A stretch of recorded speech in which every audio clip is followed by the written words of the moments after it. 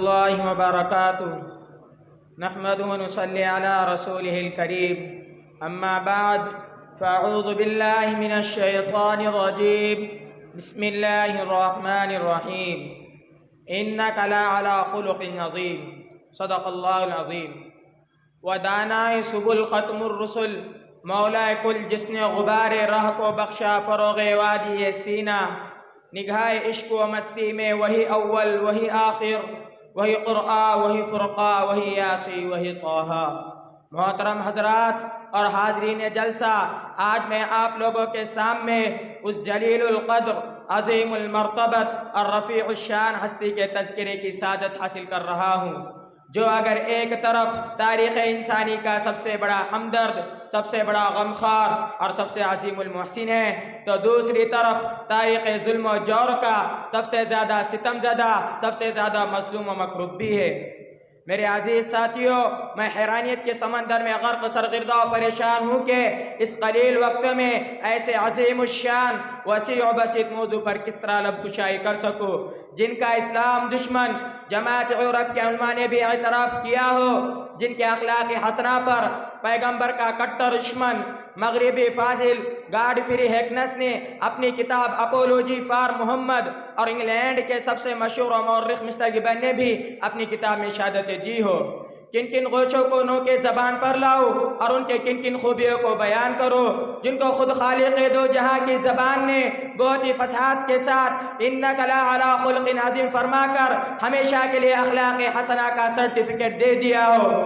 ان کے کن کن گوشوں کو نو کے زبان پر لاؤ اور ان کے کن کن خوبیوں کو بیان کرو۔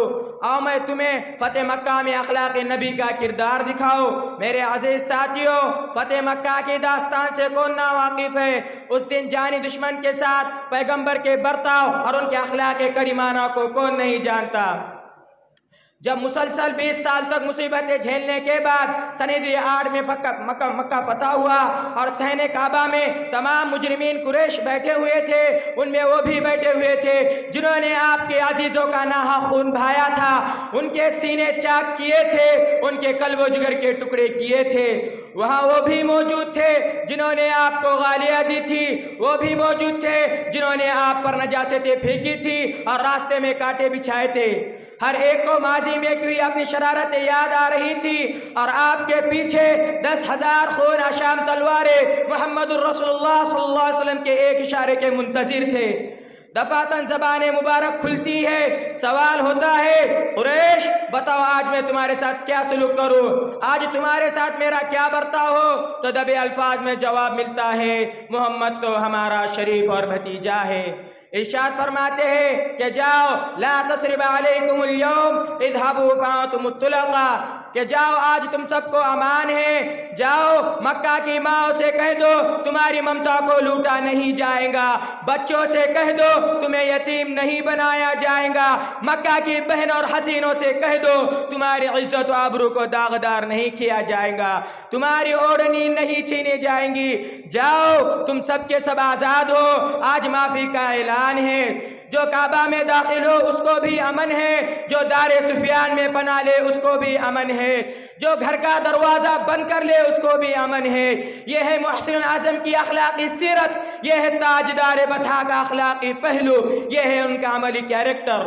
امت کے نوخیز فرزندو، اس میں کوئی شک نہیں کہ دنیا میں بے شمار انبیاء آئے، انگنت مصلح قائد اور رہبروں نے جنم لیا، مگر خدا کی قسم تاریخ گواہ ہے کہ کبھی بھی ارض فلکنی ایسی مقدس ہستی نہیں دیکھی۔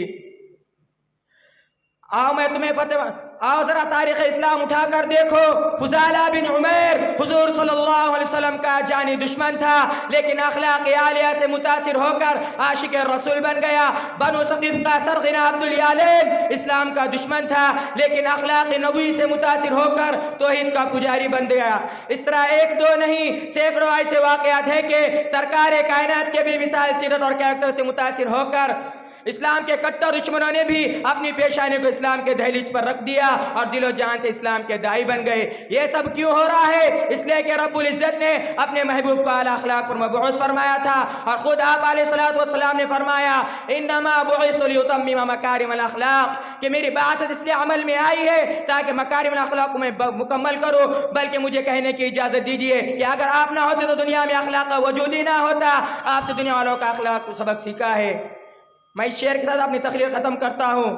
ہو لاکھوں سلام اس آقا پر دل لاکھوں جس نے جوڑ دیے، ہو لاکھوں سلام اس آقا پر دل لاکھوں جس نے جوڑ دیے، دنیا کو دیا پیغام سکو انسانوں کے رخ موڑ دیے. اس محسن اعظم نے الیاس کیا کیا نہ دیا عالم کو، دستور دیا منصور دیا کہیں راہ دی کے موڑ دی. وما علینا الا البلاغ.